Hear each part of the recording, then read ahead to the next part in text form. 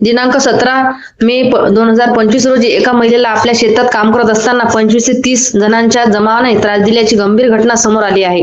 या प्रकरणी पुष्पा मधुकर बाटकर राहणार मोमिनाबाद यांनी पोलीस ठाण्यात कैफियत देण्याचा प्रयत्न केला, परंतु पोलीस ठाण्यात त्यांनी कैफियत प्रबलित आहेत। आरोपी भोंडे पाटील राहणार डापकी रोड अकोला व त्यांच्यासोबत असलेले 25 ते 30 महिला व पुरुषांनी मिळून पीडितेच्या शेतात बळजबरीने घुसखोरी केली। शेतात ट्रॅक्टरने नांगरटी करण्याचा प्रयत्न करत असताना पीडित महिलेने विरोध केला असता आरोपी भोंडे पाटील यांनी त्यांच्यासोबत असलेल्या गुंडांनी तिच्यासोबत अश्लील वर्तन केले, तिच्या अंगावरचे वस्त्र काढण्याचे प्रयत्न करत शिवीगाळ केली, जातीवाचक अपशब्द वापरले आणि जबरदस्ती करण्याचा प्रयत्नही केला, असा आरोप तिने केला आहे।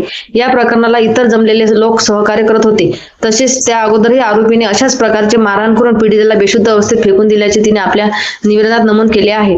याशिवाय आरोपी आणि त्यांच्या साथीदारांनी पीडितेच्या पिकाचे नुकसान करून तिच्या व तिच्या कुटुंबियांना जीवाला धोका असणारी थेट धमकी दिली आहे। संबंधित पोलीस ठाण्यात वारंवार लेखी तक्रार द्यायला गेलेल्या महिलेची तामगाव पोलिसांनी तक्रार घेतली नसल्याने पीडित महिलेने म्हटले आहे। आरोपी आणि त्यांच्या साथीदारावर पोलीस काय ऍक्शन घेतात व पीडित महिलेला कधी न्याय मिळवून देतात हे पाहणे महत्त्वाचे ठरणार आहे। मी मधुकर तुकाराम बाटकर राहणार मोमिनाबाद तालुका संग्रामपूर जिल्हा बुलढाणा पोलीस स्टेशन तामगाव। आम्ही हमेशा आमच्या शेतामध्ये काम करत असतो, माझी बायको आणि मी आणि माझा मुलगा। तर हे भोंडे पाटील आमच्या शेतात हमेशा येतात आणि आम्हाला मारझोड करतात।